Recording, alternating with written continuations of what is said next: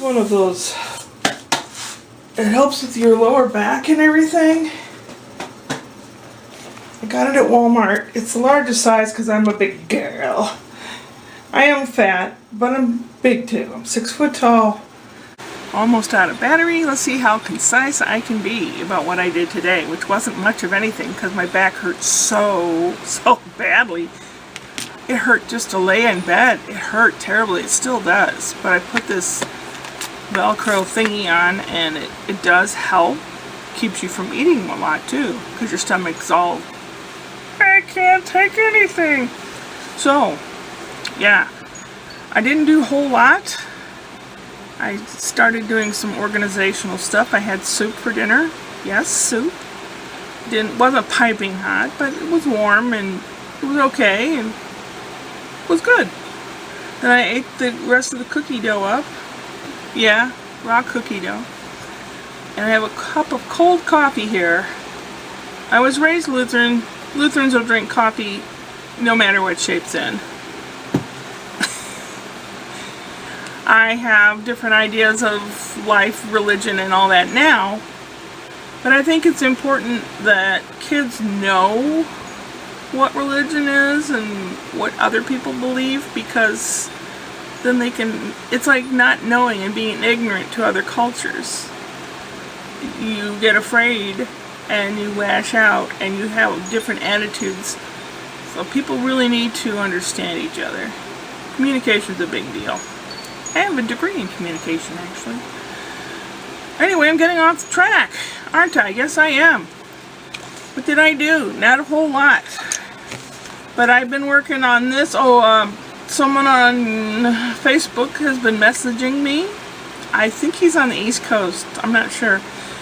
But he has Asperger's. He's on the autism spectrum. He also has depression and a few other things like I do. And he asked me if I'd ever been tested, and I said no, but I've been asking to be tested to see what's what. So we were talking about our various obsessions. He has this obsession of this Swedish pianist guy that plays jazz piano. So he kept sending me these links, and I was listening to them, and it's kind of Dave Brubeck-ish. And he plays kind of a loose jazz, pixelated sounding. It sounds like it has edges. If you're listening to music, it didn't sound like it flowed. It just sounded kind of sharp. It was okay though, you know. So he was talking to me for a while, and I get kind of weirded out. I don't know how to carry on conversations. No, I don't. I don't know how to carry on conversations or be people-y. I don't people very well. Got a call from my cousin Elaine, my Uncle Jack, that's my mom's brother. My Uncle Jack's one of his kids.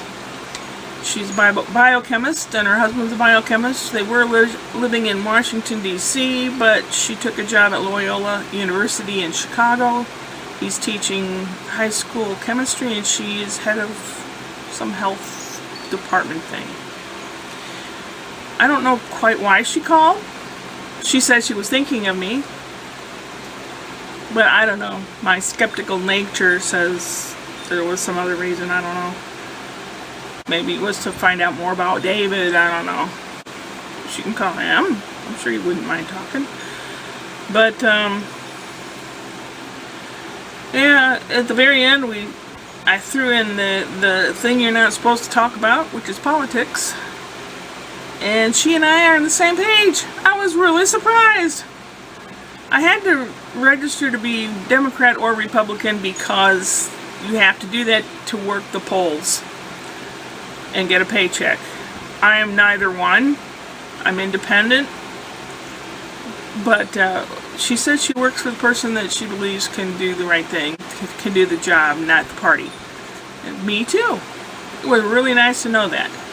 So her call prompted me to call my sister-in-law down in Georgia, whose 100-year-old mother fell off the edge of the bed. She was sitting on the edge of the bed. She sits on the leg and has the other leg hanging off the bed, like a teenager, you know. And she was reaching over to get a candy that she had hidden in the bedside table drawer. She lost her balance, fell, and broke her upper thigh bone. So she's in the hospital. She's 100 years old. Doctor says she's really not a candidate for surgery, so she's going to be basically on hospice care, which, like my brother David said, that is basically doctor-assisted suicide in a long version, basically. They keep you comfortable, and then you just lose the will to live, probably. That's what happened to my mom. Anyway, I talked to her for a little bit, then I hung up, and I started working on this little notebook thing, and I made 3 years worth of calendars. I don't know if you can see. 3 years worth, so I won't have to worry about getting another calendar book for 3 years. And it's nice and orange. I can find it in the dark practically. So, let's see, I had soup for dinner. The cat was lying here for a while. I don't know where he is now. I may take a pain pill tonight when I go to bed. It'll depend when I take this thing off and lie down if it hurts real bad or not. If it doesn't, I'll go to bed without a pain pill. But in the morning, if it hurts, I'm just going to take a pain pill, and we have to celebrate. We have to get this rug completely done. That's all there is to it. I know you're tired of hearing me saying that. Every day you check, did she do it yet? No. It's going to happen tomorrow whether I injure myself more or not. Oh, that's long enough to talk. See you in a bit. Maybe later. Upward and onward.